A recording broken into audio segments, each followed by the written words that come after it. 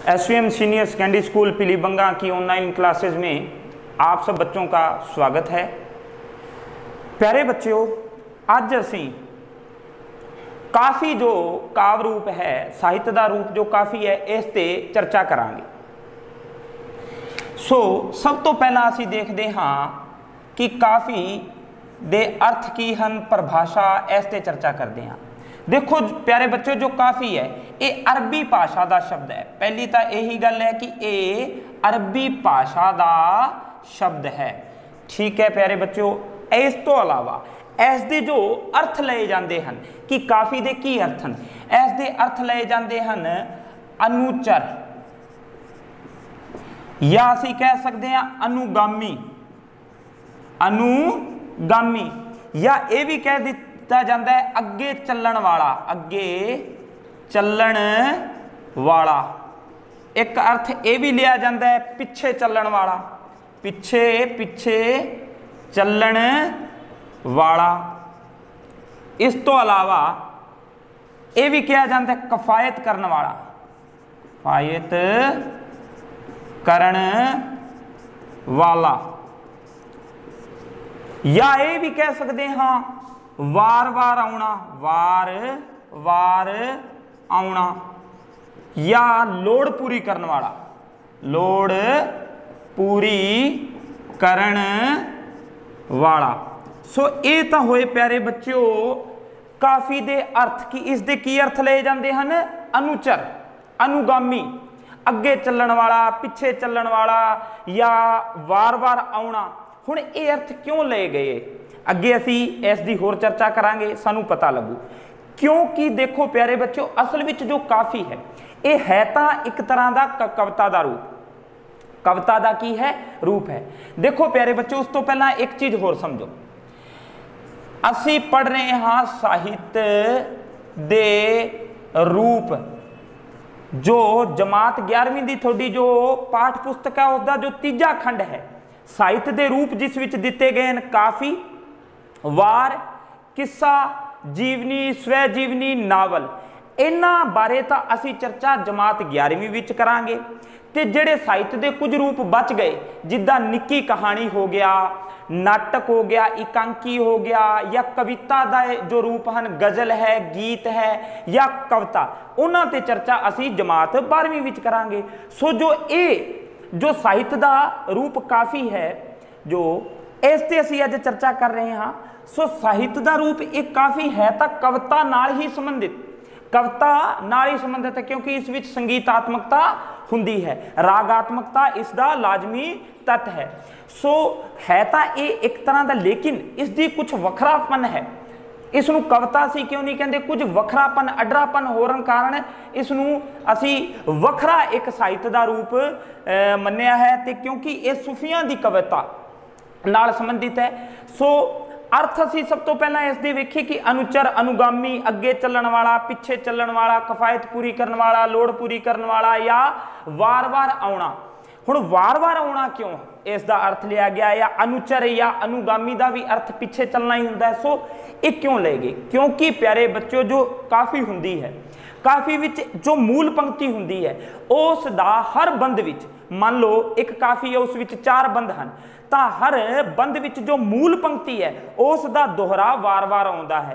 तो जो सूफी कवि हुंदे हैं, सूफी गायक हुंदे हैं, वो कोई काफ़ी गाते हैं जदों, तो एक जो मूल गायक है, जो सूफी हैं या दरवेश हैं, वो अगे अगे गाते हैं, तो उन्होंने पिछे वो समूह गान पिछे पिछे होर करते हैं। ऐसे तरह ही, ऐसे कारण ही असी कह सकते हैं कि इन्हां दे ये अर्थ लए गए हैं। हुण प्यारे बच्चों असी होर चर्चा करते हैं आगे काफ़ी बारे। काफ़ी नूं असी ये भी कह सकते हाँ, काफ़ी यानी कि सूफी, जो सूफी कवाली दा, सूफी यानी कि कवाली दा ही संखेप ते सरोधी रूप असी कह सकते हैं, यानी कि उस कवाली का ही ये छोटा रूप है। हुण देखो काफियां अनेकां मिलदियां हैं, अनेकां सूफी कवि होए हैं, अगे उन्हां ते भी असीं चर्चा करांगे। हुण कुछ एक असीं इत्थे परिभाषा होर वेख लईए, की वेखणियां हैं प्यारे बच्चों, परिभाषावां। देखो परिभाषावां की जे गल करिए असीं तां कई मतभेद हैं विद्वानां विच काफ़ी बारे। असीं कुछ एक फैक्ट इत्थे साझे करते हाँ। देखो प्यारे बच्चों, जो असी परिभाषा की गल करते हैं, पहला परिभाषा, तो परिभाषा विच सब तो पहला असी देखते हाँ भाई काहन सिंह नाभा बारे। काहन सिंह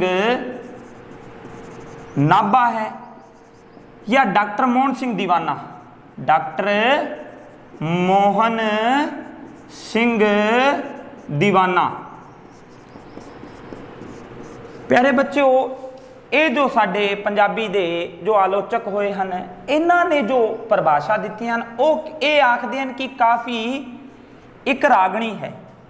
काफ़ी नूं इन्हां ने की किया है, काफ़ी एक रागणी है, इन्हां ने ये मन्निया है। पहला असी कुछ परिभाषा देख लीए। भाई काहन सिंह नाभा ते डॉक्टर मोहन सिंह दीवाना काफ़ी नूं एक रागणी मनते हैं। इस तो अलावा प्यारे बच्चों असी लैने हाँ परिभाषा डॉक्टर दीवान सिंह दी। दीवान सिंह दी। डॉक्टर दीवान सिंह जो हैं वो काफ़ी नूं प्यारे बच्चों वो की कहते हैं, वो काफ़ी नूं गज़ल दी रीसो रीस। गज़ल जो कविता का एक वखरा रूप हुंदा है, गज़ल जिस विच शेर का महत्व हुंदा है, काफिया रदीफ, इन्हां गल्लां दा ध्यान रखा जाता है। सो गज़ल की जे गल करिए, किस दी? गज़ल दी। सो डॉक्टर दीवान सिंह ने जो परिभाषा दी है वो कही है कि वो ये मनते हैं कि काफ़ी नूं वो गज़ल दी रीसो रीस ही, गज़ल दी रीसो रीस ही बनिया छंद मनते हैं। छंद मनते हैं यानी कि उन्होंने किते ना किते काफ़ी दी समानता किस नाल दर्शाई है, किस नाल दसी है? गज़ल नाल, कि गज़ल ते काफ़ी विच काफ़ी समानता वेखण नूं मिलती है। डॉक्टर दीवान सिंह का यह मनना है। इस तो अलावा प्यारे बच्चों साडे होर भी बहुत प्रसिद्ध जो लेखक जो आलोचक होए हैं, जिन्हां विचों असीं नाम लै सकते हाँ प्रोफेसर किरपाल सिंह कसेल दा। किरपाल सिंह कसेल। हुण देखो प्रोफेसर किरपाल सिंह कसेल की चाहे गल कर लो या असी लै सकते हैं प्रिंसीपल तेजा सिंह बारे भी। तेजा सिंह, प्रिंसीपल तेजा सिंह की गल ले लो, ठीक है। प्रोफेसर किरपाल सिंह, प्रिंसीपल तेजा सिंह या प्यारा सिंह पदम। प्यारा सिंह पदम। इत्थे ध्यान रखियो प्यारे बच्चों, ये जो थोनू ना भी याद रहने चाहिए हैं, ये वार वार अगे भी जदों असीं वार या किस्सा या जीवनी स्वै जीवनी है या चर्चा करांगे तो उन्हां दौरान भी ये अपने अपने विचार देंगे। सो ये जो पंजाबी दे ये लेखक हैं बहुत प्रसिद्ध होए हैं। इन्हां ने हर क्रिटिसाइज किया है, हर हर साहित्य के रूप से अपने विचार दिते हैं, आलोचना की है। सो कई गल्लां सो इन्हां दे नाम सानू याद जरूर रहने चाहिए हैं। सो ये जो तिन्ने जो राइटर हैं किरपाल सिंह कसेल, तेजा सिंह ते प्यारा सिंह पदम, ये समानता की दर्शाते हैं? काफ़ी नूं की मनते हैं? ये काफ़ी नूं काव दा ही एक रूप मनते हैं। किस दा रूप मनते हैं? काव दा रूप। काव दा भाव असी कह सकते हैं कविता दा ही रूप मनते हैं। वो तो असी पहला ही चर्चा कर दी है कि काफ़ी है की है तो एक कविता ही है, तो वो की है? कविता ही। सो ये काव दा रूप मनते हैं। डॉक्टर मोहन सिंह दीवाना की आखते हैं कि काफ़ी नूं गज़ल दी रीसो रीस बनिया एक छंद मनते हैं। भाई काहन सिंह नाभा ते डॉक्टर मोहन सिंह दीवाना हैं बहुत वड्डे राइटर है, इन्हां ने काफ़ी नूं एक रागणी मन्निया है। हुण प्यारे बच्चों असी जो अगला मत लै रहे हैं उस बहुत महत्वपूर्ण है। असी प्यारे बच्चों इत्थे ये वेखना है हुण डॉक्टर रतन सिंह जग्गी वो इन्हां नालों कुछ हट के अपने विचार देंदे हैं ते काफ़ी वो महत्वपूर्ण भी हैं। सो डॉक्टर रतन सिंह जग्गी की एक पुस्तक है साहित्य दे रूप। साहित्य दे रूप उन्हां ते उस पुस्तक विच अपने विचार दिते हैं डॉक्टर रतन सिंह जग्गी ने। सो किसने? डॉक्टर रतन सिंह जग्गी। एक ही आखते हैं भी इन्हां ने विचार दिता है कि जो डॉक्टर मोहन सिंह दीवाना ते भाई कान सिंह नाभा कहते सी ना कि काफ़ी की है एक रागणी है, ये कहते हैं कि काफ़ी नूं रागणी कहना उचित नहीं है, ये ठीक नहीं है। क्यों? क्योंकि जो काफ़ी है ये आखते हैं कि जो काफ़ी है एक ही है, ये सूफियां दी कविता का ही एक श्रृंगार है। काफ़ी जो हुंदी है इस विच कोई निश्चित छंद नहीं हुंदा, कोई इसका कोई अपना नियत निश्चित छंद नहीं है, किसी भी छंद से लिखी जा सकती है तो एक किसी भी राग विच गाई जा सकती है। ये असी अगे समझांगे भी, क्योंकि जदों असी शाह हुसैन की गल करते हाँ तो असी वेखते हैं कि उन्हों की जो रचना है वो 34 रागां विच मिलती है, तो उन्हों दियां असी जो काफियां की चर्चा करते हैं तो उन्हों दियां जो 162 या 63 काफियां मिलदियां हैं, 162 काफियां की असी चर्चा जे करिए तो उन्होंने विच असी 34 रागां बारे भी चर्चा करते हैं। सो राग ये गल भी बिल्कुल इत्थे ढुकवीं है। डॉक्टर रतन सिंह जग्गी का जो विचार है कि इसलिए कोई एक कई रागां विच गाई जा सकती है, तो इसलिए कोई निश्चित छंद नहीं है। सो ये डॉक्टर रतन सिंह जग्गी का विचार है। हाँ, उन्होंने ये जरूर मन्निया है कि इसका जो लाजमी तत्व है वो की है, संगीतात्मकता, यानी कि संगीतबद्ध जरूर ये हुंदी है, या असी कह सकते हैं कि जज्बे की तीव्रता, जज्बे दी तीव्रता, जज्बे दी तीव्रता इसकी जिंद जान ही है, यही मान लो जिंद जान है। सो ये इन्होंने अपनी एक वक्री परिभाषा दी है तो काफ़ी हद तक असी इस परिभाषा नाल सहमत भी हाँ। खैर होर भी विद्वानों ने जो परिभाषा दित्तियां, कुल मिला के असी ये आख सकते हाँ कि काफ़ी है वो है तो कविता का ही रूप, लेकिन इसलिए कोई निश्चित छंद नहीं हुंदा, कई रागां विच रची जा सकती है। हाँ, संगीतात्मकता इसका प्रमुख लक्षण है, जज्बे की तीव्रता इसकी जिंद जान है। सो ये तो हुई प्यारे बच्चों परिभाषावां की गल। हुण असी देखते हाँ कि जो काफ़ी है, जो काफ़ी है एक किहड़े तत्तां दे सुमेल नाल अपना वजूद बनाउंदी है, इसका शरीर बनता है। सो सब तो पहला असी हुण वेखदे हाँ तत्तां ते कि इस दे किहड़े तत्त हैं। देखो प्यारे बच्चों, जो काफ़ी है इसका संबंध किन्हां नाल हुंदा है? सूफी दरवेशां नाल, सूफी कवियां नाल, असी कह सकते हैं कवियां नाल। हुण जो सूफी कवि सूफी दरवेश होए हैं वो इस विच जो विचार भी लेंदे हैं वो भी ज़्यादातर किहड़े हुंदे हैं? अध्यात्मवादी, रहस्यवादी हुंदे हैं। हुण प्यारे बच्चों असी वेख्या है कि सूफी दरवेश अपनियां उन्हां दियां मजलसां या मेलियां विच तुसी कदे सुने होणगे, कदे कवालियां या सूफी जो गायकी तुसी सुनी होगी, तो उस विच वो की करदे हैं, नाले परमात्मा की सिफत सलाह अपने रहस्यवादी विचार अध्यात्म काफ़ी दे जरिए पेश करते हैं, नचते हैं, झूमते हैं, ताल नाल ताल मिलाउंदे वजद की अवस्था तक पुजते हैं, परमात्मा नाल मिलाप करते हैं। सो जो तत्त लए गए हैं ऐसे करके वो तत्त किहड़े हैं? एक तो असीं ये कह सकते हैं कि काव यानी कि काव भाषा तो जरूरी है ही, क्योंकि रागात्मकता ताही बनूगी। दूजा असीं ये कह सकते हैं कि ताल काफ़ी दे तत्तां दी विचार कर रहे हैं, तो इस दे प्रमुख जो 4 तत्त मन्ने गए हैं वो किहड़े हैं प्यारे बच्चों? ना याद रख लो इत्थे सिर्फ काव ताल। हुण ताल है ताइयों तां सूफी मस्ती की अवस्था विच मजलसां विच सूफी काफियां गाउंदे होए ताल नाल ताल मनाउंदे होए की करदे हन?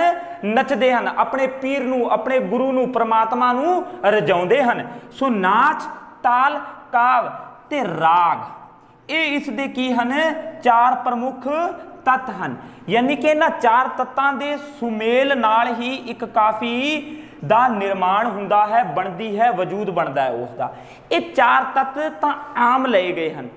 फिर प्यारे बच्चों असी दोबारा डॉक्टर रतन सिंह जग्गी की जे गल करिए कि इस दी डॉक्टर रतन सिंह जग्गी ये अपने विचार जो इन्होंने पेश किए हैं साहित्य के रूप जो पुस्तक इन्होंने रची है उस विच इन्होंने काफ़ी दे जो तत्त दसे हैं वो बड़े लाजमी हैं, वो सानू समझने पैने हैं।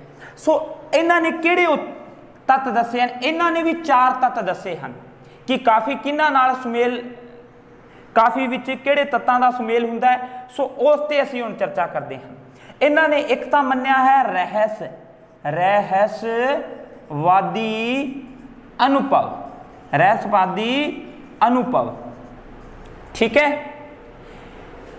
ऐसे तरह प्यारे बच्चों इन्होंने दूजा जो लाजमी तत्त मन्निया है काफ़ी दा वो मन्निया है लैंदी उपभाषा, उपभाषा।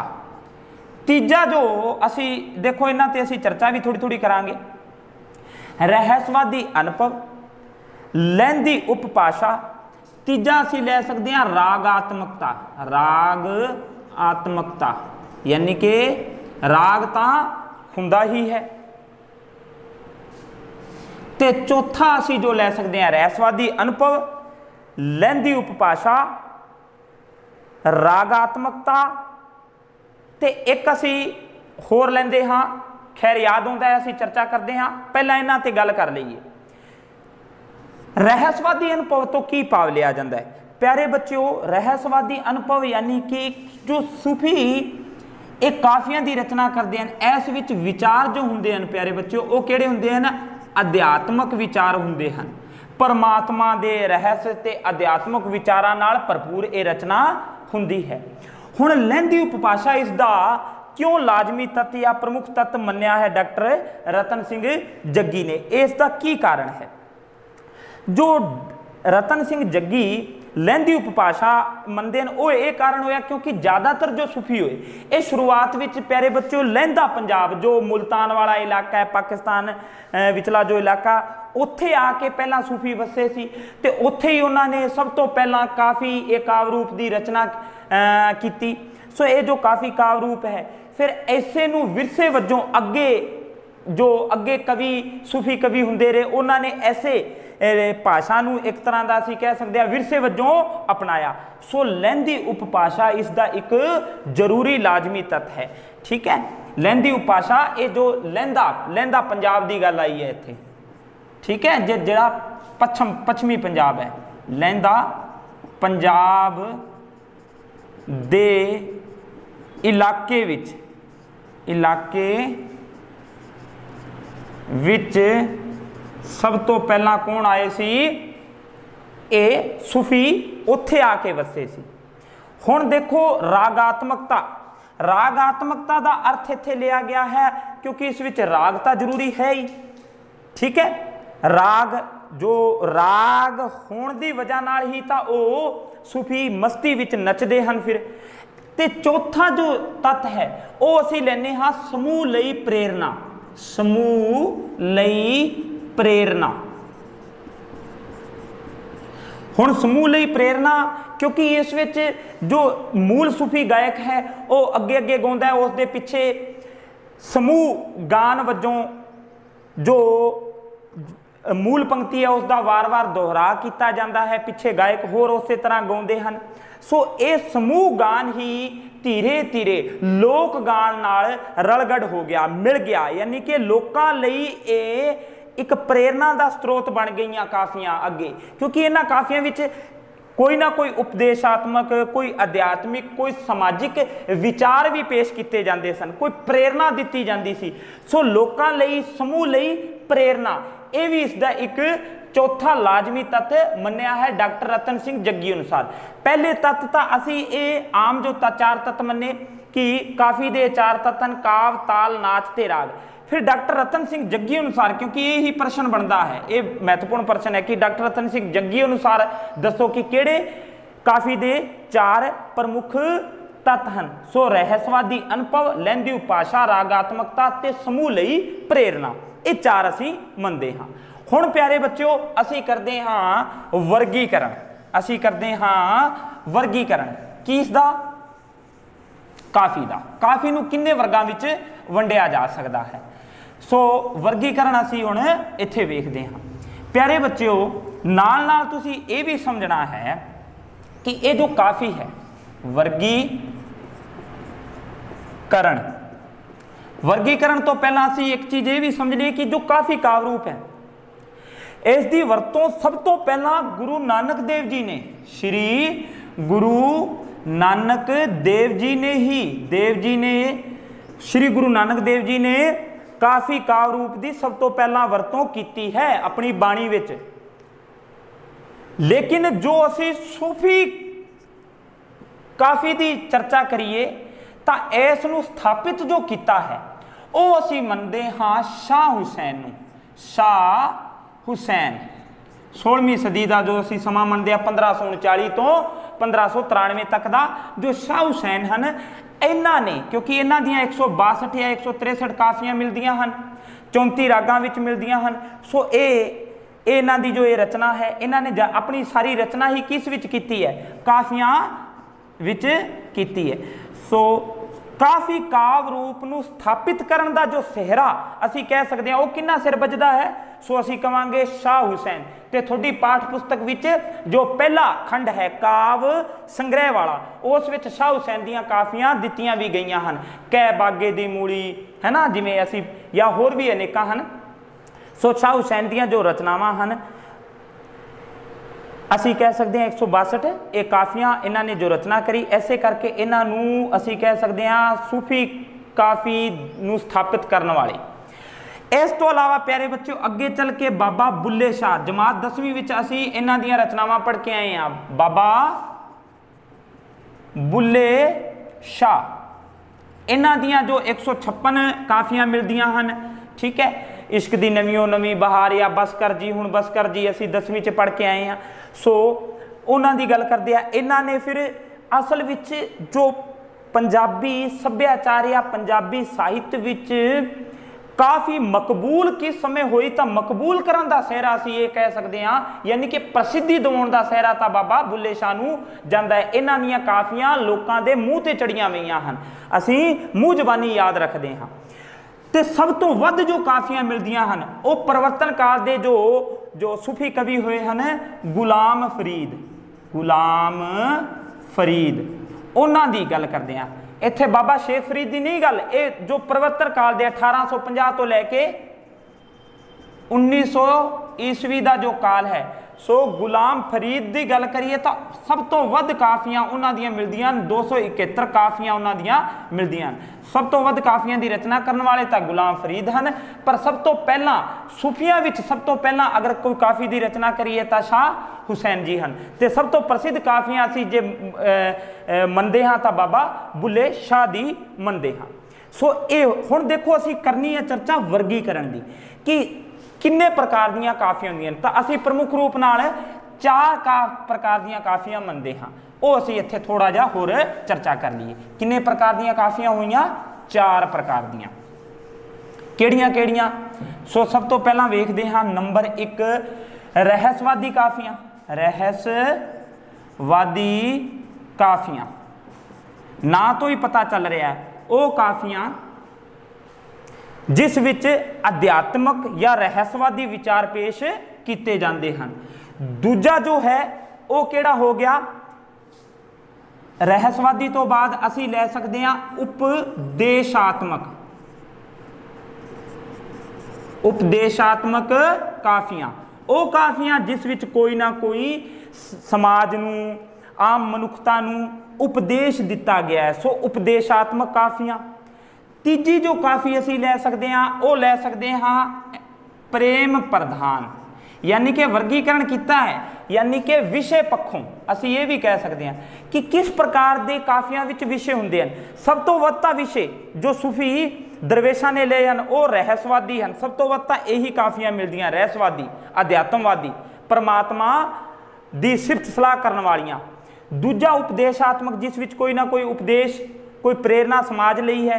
ऐसे तरह तीजियां प्रेम प्रधान काफियां सच्चे मार्ग ते चल के प्रेम नूं प्राप्त करना, परमात्मा प्रति जो प्रेम है सच्चा प्रेम उसकी व्याख्या इस विच कीती जाती है। सो प्रेम प्रधान काफियां। ते अंतम जो काफियां असी लै सकते हाँ जो विशा हुंदा है काफियां दा वो समाजिक भी। समाजिक काफियां जिस विच समाज लई कोई ना कोई प्रेरणा हुंदी है। सो प्यारे बच्चों, ये असी अज पढ़िया साहित्य दे रूप काफी बारे। इत्थों तक प्यारे बच्चों तुसी इस नूं वार वार देखो, याद करो। सो धन्नवाद।